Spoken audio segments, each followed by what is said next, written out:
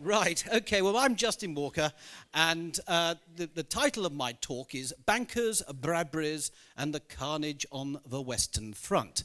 Now, had it been 3 weeks ago, it was going to be, I demand the greenback pound, but something happened 3 weeks ago which has completely changed the course of everything. Now, before we start, I must say that this is an e-book that's been done by a very dear friend of mine called Nick Green up in Cumbria, and it's going to be available on the ukcolumn site shortly. And if you look at that flyer that's floating around, there are other ways you can also access this ebook. It's free, and we just want to get the information out. Right, okay, this is where it starts. I pressed the long bar, he said. Ooh, right. Okay, I'm going to read this out because I think it's important that we all agree what the economic system is that we're up against. The financial system, the crooks. We've seen the crooks today so far in the law courts and in the police and, of course, now social services. But the real crooks are the ones operating in the City of London, the banks and everywhere else, because they are the people who are guiding the whole picture, and they are the ones who develop the system. So, with the exception of a few thousand very powerful people, the entire world's population, all 7 billion of us, are trapped into a criminal debt-creating banking system that has taken hundreds of years to perfect and to come to fruition. God, I can't read that now.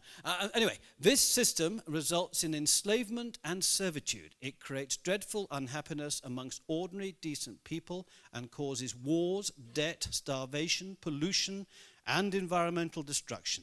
It feeds on greed, fear, and division. It forces people onto the corporate treadmills of mass mindless production and mass mindless consumption. It uses lies, deception, intimidation, and entrapment at all times. It is a system that is so clever and so cunning that most of the world is completely oblivious to its existence. It is a system that allows a few winners at the expense of a huge number of losers. It is a system that considers itself to be unbeatable and indestructible, and is now so arrogant that it believes it can control everything and everyone on its terms. It is a system where psychopaths and sociopaths can flourish, and without question, the center of this system, the heart of this global corporate beast, is the innocent-sounding square mile known as the City of London.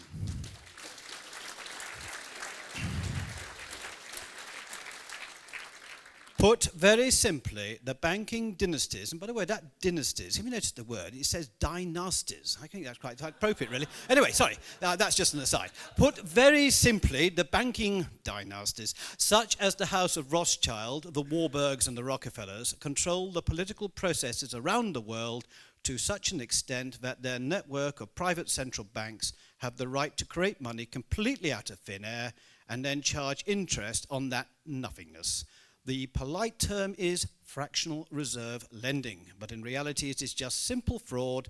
The result is that the whole world is currently drowning in a sea of fraudulent debt.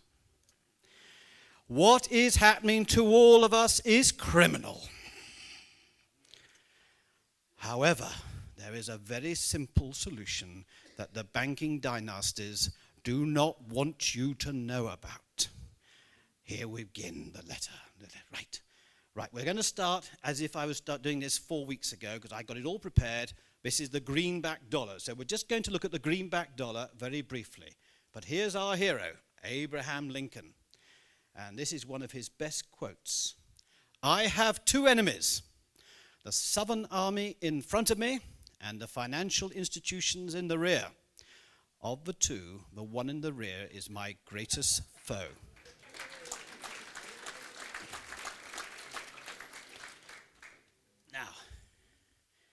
Right, the greenback. Now, I'm a bit of a military student, I suppose, military history, and I don't know how many people know about the American Civil War and what happened, but when the American Civil War started, basically everyone thought that the North, which was largely industrialized and had the better army and navy, etc., would walk all over the South. And most commentators thought that the war would be over quite quickly, but the North would actually swallow up the South. What happened was you had the first Battle of Bull Run and another series of Confederate victories, And before long, Washington looked threatened, and the Union Army was in disarray. The Union generals had been out-generaled by the South, like General Lee and so forth. And just when Abraham Lincoln thought all his problems had come at once, suddenly his Treasury Minister knocked on the door and said, "We're running out of money." And so Abraham Lincoln thought, what the hell are we going to do? So the first thing you do, of course, you go to the bankers. And of course, the bankers were the City of London, the Rothschilds, and he approached them, and they said, yes, but it'll be between 24 and 36% interest. And of course, Abraham Lincoln knew if he basically went that way, if he won the war, the American economy would be ruined and nothing would come of it. Anyway, there was a colonel in the Union Army who was also a businessman, and a very rare businessman. He was a businessman with proven integrity, and his name was Colonel Dick Taylor from Illinois. And he just got a meeting with Abraham Lincoln and said, look, mate, there's nothing whatsoever to stop you from creating money based on nothing more than the integrity of your government. Actually, when you look at it that way, when you look at our government, that's why I like to say based on the wealth of the nation and the integrity of the nation, because if you're based on the integrity of our politicians, I don't think there'd be enough there for a meal at McDonald's. Anyway, but Abraham Lincoln, in his document, Senate document number 23, page 91, 1865, after he gave the okay for the greenback dollar, he said this: the government should create, issue, and circulate all the currency and credit needed to satisfy the spending power of the government and the buying power of consumers. The privilege of creating and issuing money is not only the supreme prerogative of government, but it is the government's greatest creative opportunity. By the adoption of these principles, the long-felt want for a uniform medium will be satisfied. The taxpayers will be saved immense sums of interest, discounts, and exchanges. The financing of all public enterprises, the maintenance of stable government, and ordered progress, and the conduct of the Treasury will become matters of practical administration. The people can and will be furnished with a currency as safe as their own government. Money will cease to be the master and become the servant of humanity. I love that. Money will cease to be the master and become the servant of humanity. Democracy will rise superior to the money power.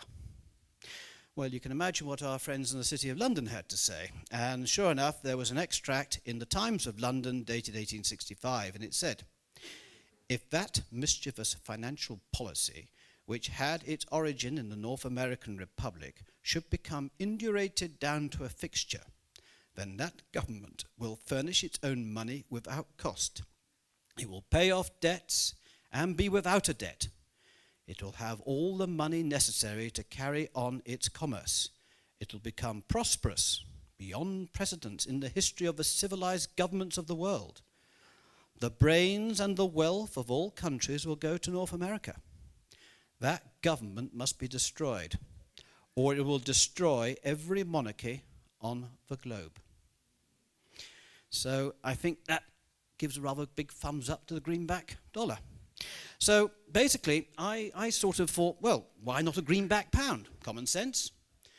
And about 3 weeks ago, the phone went. Now, I have to be careful here because I can't go into all the details because it involves a family member. But anyway, but I will just tell you this. I am pretty certain that the phone call the message came from somebody who was an insider in the Bank of England.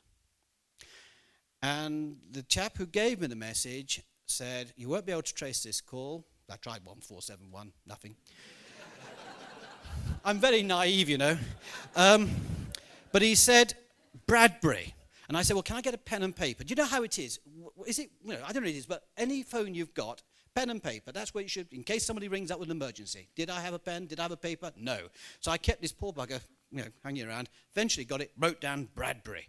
And he said, "Good, do your research." And with that, the phone call disappeared. So I did. I looked up Bradbury. I got someone who started Star Trek. Was it Star Trek or something? Someone called Bradbury or something. I got onto science fiction. I thought, bloody hell, this is going to be a bit hard. This is going to be a hard one to sell to the British Constitution Group. Martian dollars. So I was getting a bit worried by this time. And then I came across a guy called Thomas Johnston. How many in this room have heard of Thomas Johnston? Show off. No, he really is a rather nice politician. He was a socialist MP in the 1930s, and his main claim to fame is that he basically organised the hydroelectric schemes up in Scotland. He was the father of those. And he really did so. He looked as though he's really doing a lot for his people up in Scotland. Anyway, he wrote a book called The Financiers and the Nation by the Right Honourable Thomas Johnston, Privy Councillor, ex-Lord Privy Seal. And as I say, it was written in 1934. So let's go to the next slide. And now, the British version of the debt-free greenback. I welcome you to the Bradbury. Now, forgive me if I appear to read, but I think it's important I do read this, and I'll read it slowly because it really does sum the whole thing up. And this is from his book, Chapter 6, and you can get it online, this book, as I said, The Financiers and the Nation. And Chapter 6 is entitled Usury on the Great War. When the whistle blew for the start of the Great War in August 1914, the Bank of England possessed only 9 million sterling of gold reserve. And as the Bank of England was the banker's bank, this sum constituted the effective reserve of all the other banking institutions in Great Britain. Private enterprise banking, thus being on the verge of collapse, the government, Mr. Lloyd George at the time was Chancellor of the Exchequer, hurriedly declared a moratorium, i.e. it authorised the banks not to pay out, which in any event the banks could not do, and it extended the August bank holiday for another 3 days. During these 3 days, and during that time they had the Currency and Notes Act of 6th of August 1914, so I'll carry on. And during these 3 days, when the banks and stock exchanges were closed, the bankers held anxious negotiation with the Chancellor of the Exchequer. And one of them has placed upon record the fact that he, Mr. Lloyd George, did everything that we asked him to do. When the banks reopened, the public discovered that instead of getting their money back in gold, they were paid in a new legal tender of treasury notes, the £1 notes in black and the 10-shilling notes in red colours. This new currency had been issued by the state, was backed by the credit of the state, and was issued to the banks to prevent the banks from utter collapse. The public cheerfully accepted the new notes, and nobody talked about inflation. To return, however, to the early war period, no sooner had Mr. Lloyd George got the bankers out of their difficulties in the autumn of 1914 by the issue of treasury money than they were round again at the treasury door explaining forcibly that the state must upon no account issue any more money on this interest-free basis. If the war was to be run, it must be run with borrowed money, money upon which interest must be paid. And they were the gentlemen who would see to the proper financing of a good, juicy war loan at 3.5% interest. And to that last proposition, the Treasury yielded. The war was not to be fought with interest-free money and or with conscription of wealth, though it was to be fought with conscription of life. Many small businesses were to be closed and their proprietors sent overseas as redundant and without any compensation for their losses, while finance, as we shall see, was to be heavily and progressively remunerated. So what does this all mean? It means as hundreds of thousands of British troops, and of course French troops, Russian troops, it doesn't matter where because the same central bankers were plying their trade. It meant, whilst our people were slaughtered on the battlefields of Passchendaele, the Somme, Ypres, you go on, you've seen the pictures of the First World War. Well, let me just tell you now that at the beginning of the First World War, in 1914, our national debt was £650 million. By the end of the First World War, it was £7,500 million. In other words, the bankers had plunged the nation into appalling debt, and of course with debt comes control. Now, as you can see, the reason it's called Bradbury, by the way, because you hadn't noticed, it's signed by John Bradbury, and he was obviously a senior Treasury official. So they were commonly called Bradburys, but the Bradburys actually did carry on. And here's just an interesting aside. Nick Green, who did all the work for me, doing all this IT stuff, his father passed away very recently, and in one of his drawers, Nick came across this note and was very excited, and it turns out to be a latter-day Bradbury. It's one dating, we think, from about 1923-24, something like that, but the Bradburys were still issued on a much smaller scale, right up to, I think, about 1927, something like that. But here's the interesting bit. Now, I'll just show you another picture of the Bradbury on the other side, and there. Okay. Now, I went on to the Her Majesty's Treasury's Debt Management Office website because I was just interested to see if the Treasury ever admitted to issuing its own money, debt-free, interest-free, directly to the people to help the people. I just wondered, surely they wouldn't. And I wasn't disappointed. I'll read what is on their website. And this is their account of the opening of the First World War. The threat of World War I pushed British banks into crisis, exacerbated further as half of the world's trade was financed by British banks, and as a consequence, international payments dried up. In response to this crisis, John Maynard Keynes, the renowned economist, persuaded the Chancellor, Lloyd George, to use the Bank of England's gold reserves to support the banks, which ended the immediate crisis. Well, forgive me, what our friend said, Mr. Johnston, he said it was because it was only 9 million in the bank that the Treasury had to rush out all these notes, and they issued in 1914 £300 million worth of these notes, and they went on. There's a lot of money was issued this way. So what's going on here? Now, I intend to follow this up because, you know, the Treasury is not telling the truth, or Mr. Johnston's not telling the truth, and I rather would imply that if it's probably the latter who are perhaps not telling the truth. So there we have it. This is something that happened back in 1914, not the American Civil War, and it's a simple act of the Treasury issuing its own money to meet the needs, and I'm going to say happiness, of the British people. Obviously, it was wartime, that's not happy, but there is nothing to stop our Treasury tomorrow from issuing debt-free and interest-free money to meet all the needs and happiness of our nation. So we now have to start asking them a very difficult question. Now, you've probably seen a flyer on your chair, and on that flyer, I've posed a question, and in fact, the first time I posed this, is Penny in the room? Where's Penny? Oh, there you are, Penny. Right, you witnessed what happened when I read this question to Tim Farron, our illustrious, in inverted commas, MP. Tim Farron, he's president of the Lib Dems. And the question is, why can't the British government, through its Treasury, issue debt-free and interest-free money based upon the commonwealth and integrity of this country, worth trillions? Why do our politicians go straight to the private bankers, the House of Rothschild and the like, who simply create money completely out of thin air, just figures on a computer screen, and when this money, or more accurately, this nothingness, is received by our government, we as taxpayers start paying the exorbitant interest which is currently costing the British people in real money at least £125 million a day, or more than £44 billion a year. It's more like 50 billion now, isn't it? I mean, our national debt alone is 1.2 trillion or whatever it is.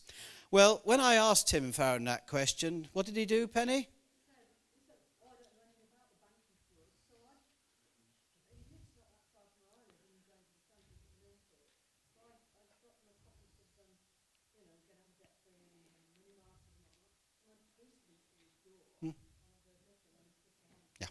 The truth is, the politicians don't want to know because they're scared, because they know this is the silver bullet that will save the nation's economy. Now, what I've said here In 1914, we saw the Bradbury. 2014 will be the 100th anniversary of the Bradbury. And this is something perhaps to really focus our attention on putting real pressure on the politicians and the media to say, why can't the Treasury issue Treasury notes for the benefit of all of us? We can get rid of our deficit and everything else. And I'd just like to say this, we're going to work carefully with Lawful Bank, because Lawful Bank is empowering people at the grassroots. This is to show our politicians what they can do to save our country by one simple action. Now, I'm not an economist, but so far I've not found an economist who dare take me on with this, but I have a whole feeling.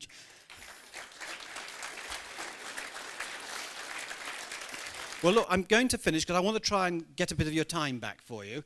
So I'm just going to, because I'm quite a hero now of Mr. Johnston, and I feel it's only right that I should end with the last 4 lines that he wrote here. And it said, "The machinations of the organized money power during the stress of war would surely provide the most convincing of evidence that the nation must be the sole creator of money and the guardian and banker of the savings and thrift of its citizens, if well-being and security are ever to be the common lot of men and women."